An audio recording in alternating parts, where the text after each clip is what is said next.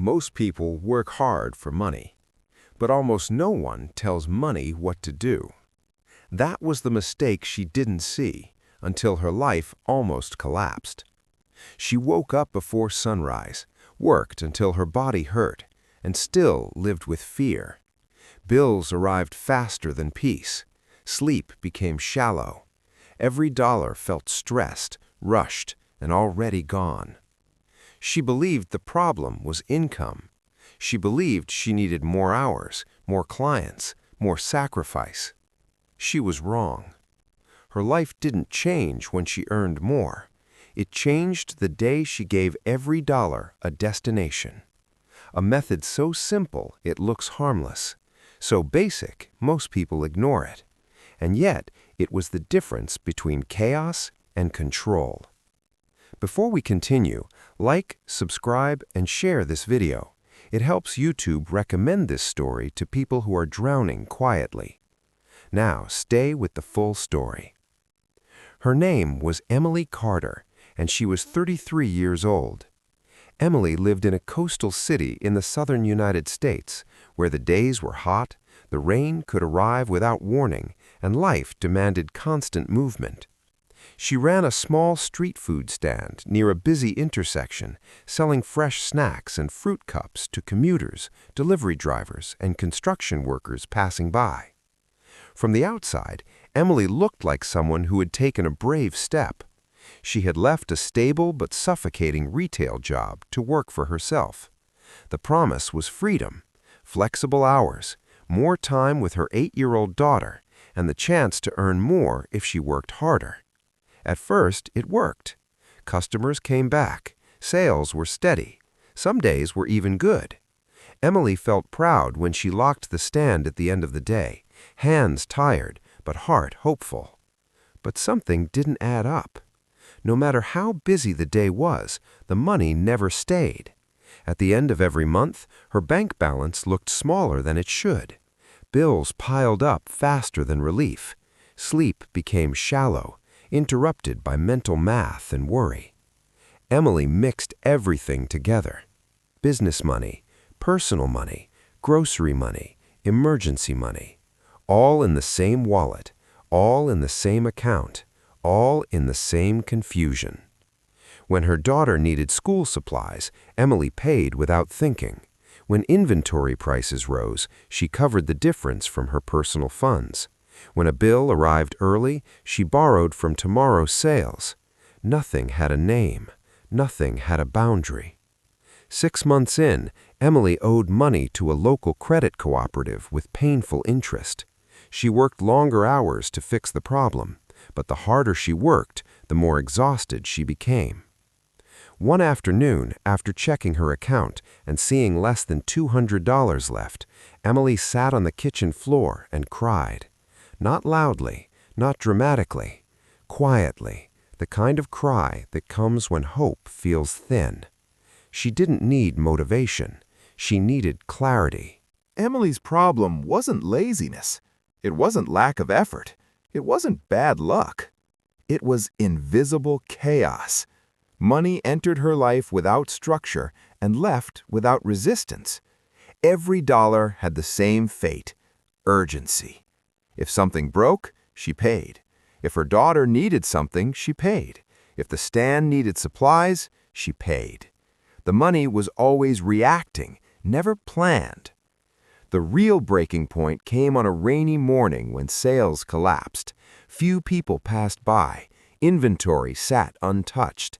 The day ended early, and Emily went home knowing the numbers wouldn't close. That night, her mind raced. She opened her notebook and tried to calculate expenses: rent, utilities, inventory, debt, food, transportation. Everything overlapped. Nothing made sense. The next day, a regular customer stopped by, Mrs. Grant, a retired accountant in her 60s who always paid in exact change and never rushed. While Emily prepared her order, Mrs. Grant asked gently, "How are you really doing?" Emily hesitated, then told the truth. She talked about the debt, the exhaustion, the feeling of running in circles. Mrs. Grant listened quietly. Then she asked a question that changed everything. "Do you tell your money where it belongs?" Emily frowned. "I spend it where it's needed." "That's not the same thing," Mrs. Grant said. She explained something simple but powerful. Money without a destination becomes emergency money. Emergency money creates stress. Stress creates bad decisions. You don't have a money problem, she said. You have a direction problem. Mrs. Grant described a method she had used her entire life, not complicated, not fancy, but disciplined. 3 containers, 3 purposes, no excuses. Emily almost dismissed it. It sounded too basic to fix something this heavy. But desperation makes room for humility. That night, after putting her daughter to bed, Emily grabbed a pen and paper. For the first time, she didn't try to feel better. She tried to see clearly. Mrs. Grant called it the 3-container method. Not because containers were magic, but because the human brain needs boundaries to function well. Money behaves exactly like attention, she told Emily. If you don't give it limits, it disappears. She explained the rules slowly, making sure nothing was confusing. Every dollar that entered Emily's life would be divided into 3 clear destinations. The first was fixed responsibilities: rent, utilities, transportation, anything that had to be paid every month. That money had one job: keep life stable. The second was daily living: food, supplies, school needs, inventory for the stand, the everyday flow of life and work. This money could move, but only inside its lane. The third was recovery: debt payments, emergencies, a future buffer. This container was not for comfort. It was for rebuilding control. Mrs. Grant gave her one rule that mattered more than all the others. If one container is empty, she said, you don't steal from the others.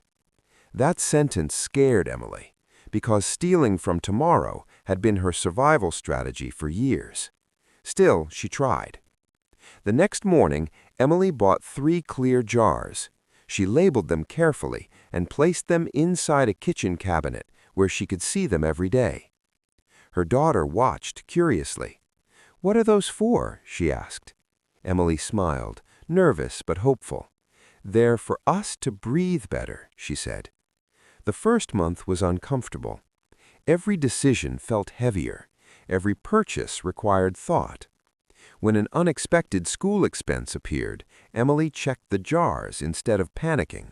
Sometimes the answer was yes. Sometimes it was no. And learning to accept no without shame was harder than she expected. But something incredible happened. For the first time in her life, Emily knew where every dollar lived. Money stopped vanishing. It started speaking. The jars didn't change Emily's life overnight. What they changed was her behavior. In the first month, everything felt slower. Spending money now required intention. She couldn't pretend she didn't know where things stood because the jars made reality visible. Some days were uncomfortable. When sales were strong, the temptation to reward herself appeared. New clothes, small pleasures, things she had denied herself for months. But when she reached for the jars, she paused. Which container would this come from? Most of the time, the answer told her everything she needed to know. Emily began adjusting without drama.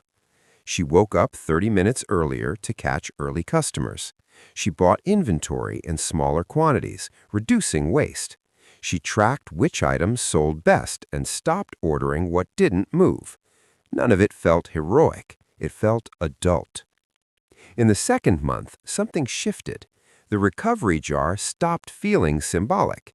It started to grow, slowly but visibly.